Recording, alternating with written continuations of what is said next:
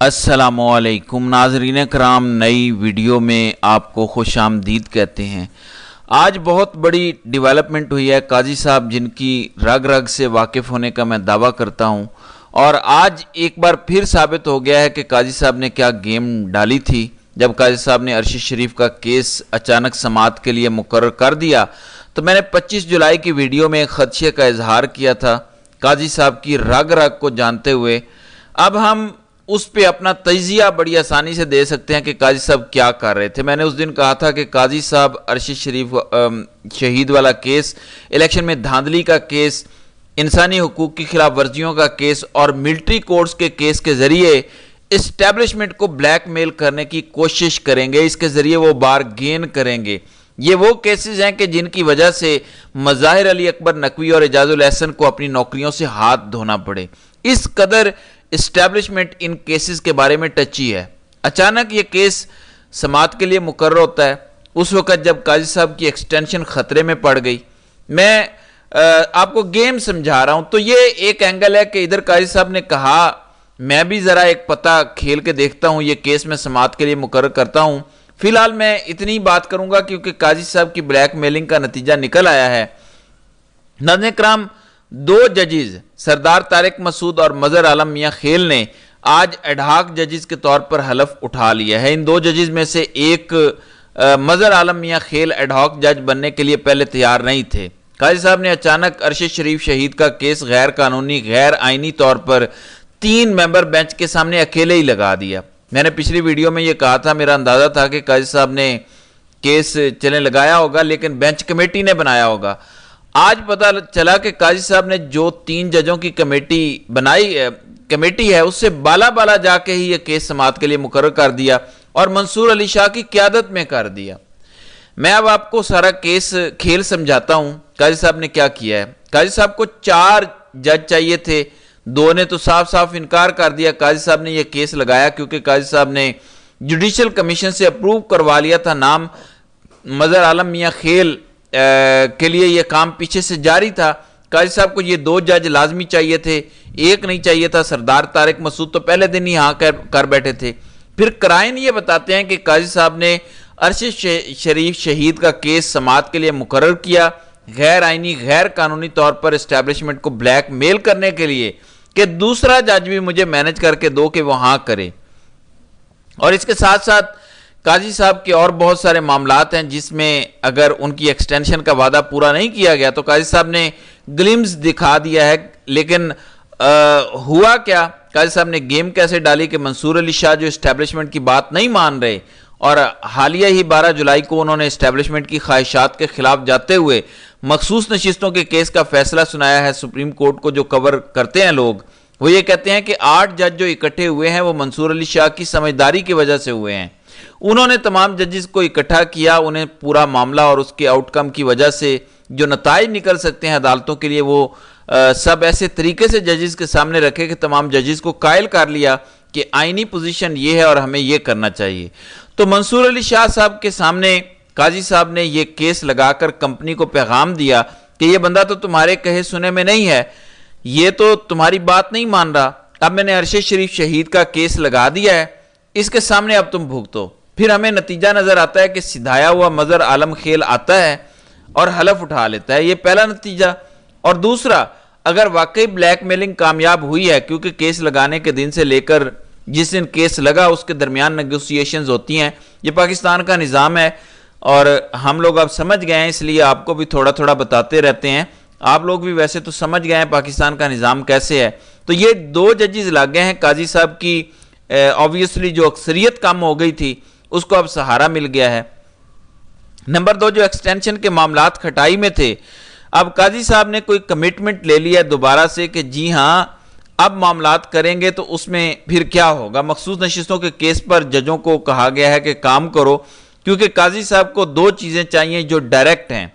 Indirect फिर यह है कि आप रिकाउंटिंग करवा के कर लें, जो कि गैर आइनी होगा, क्योंकि जब ट्रिब्यूनल्स बन जाएं तो फिर इलेक्शन कमीशन कैसे रिकाउंटिंग करवा सकता है। सो सीधा तरीका यह है कि इस्टेब्लिशमेंट से 2 मुतालबात काजी साहब ने रखे होंगे जो कि हमारा तजिया कहता है। नंबर 1, ये जज मुझे मैनेज करके दें जो हो गए, और नंबर 2, मुझे मखसूस नशिस्तों के केस में जो 3 जजेस हैं ان میں سے 2 کم از کم مینج کر کے دیں۔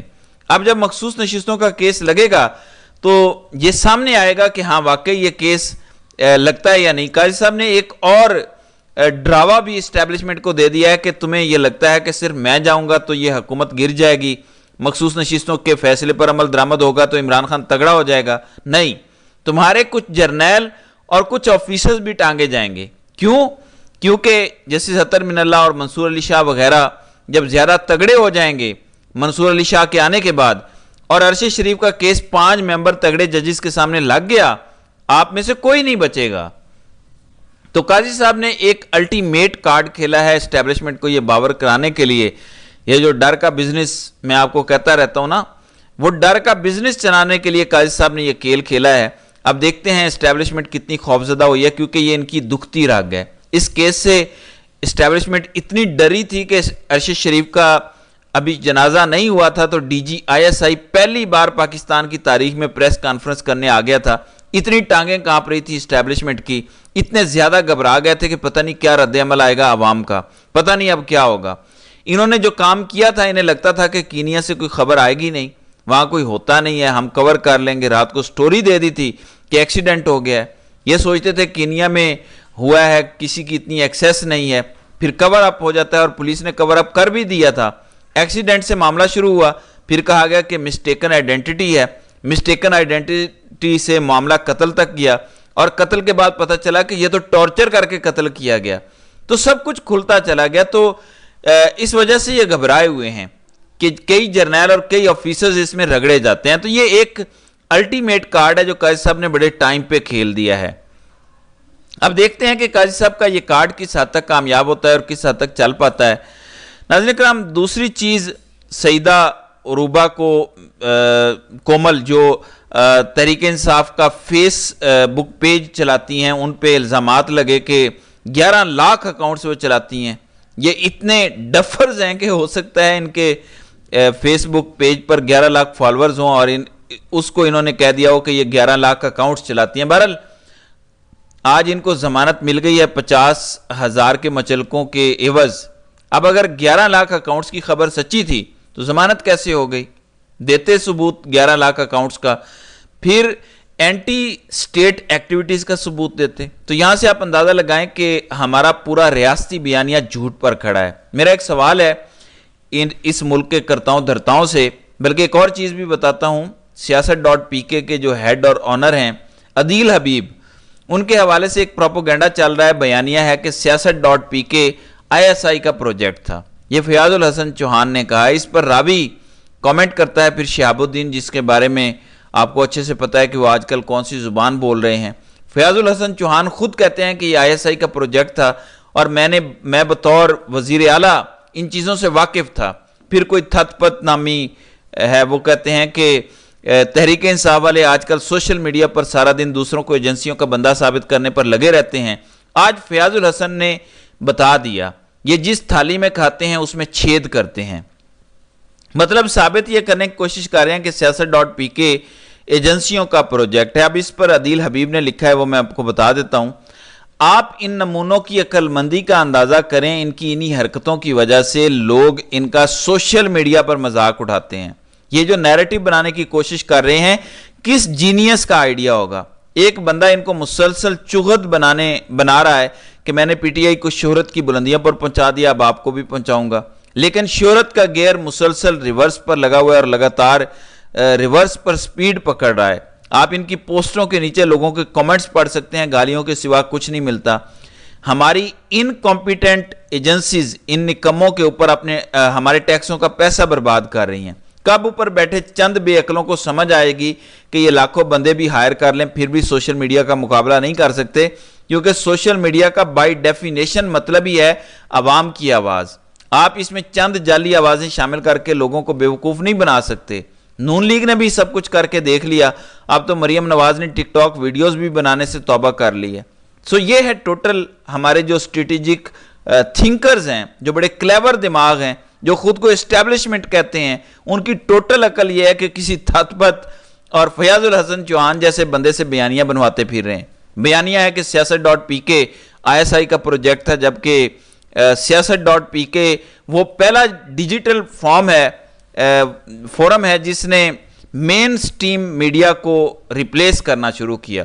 انہوں نے اس پر الزام لگا کہ کوئی آزاد نامی چینل جو ہے وہ لانچ کر دیا. تو پروجیکٹ ایسے ہوتے ہیں جس میں خطرناک بیانیے بنائے جاتے ہیں, جس میں تھت پت ٹائپ لوگوں اور فیاض الحسن چوہان کو روزانہ ٹائم دیا جاتا ہے, جن کو گھر میں کوئی دوسری بار دال نہ دے, جو دہی لینے جائیں تو ماں باپ کہتے ہیں بیٹا پیسے ہاتھ میں سنبھال کے رکھنا, 10 روپے کہیں گم نہ کر دینا. تو ان لوگوں کو چینلوں پہ بٹھا کر پروگرام کروائے جا رہے ہیں.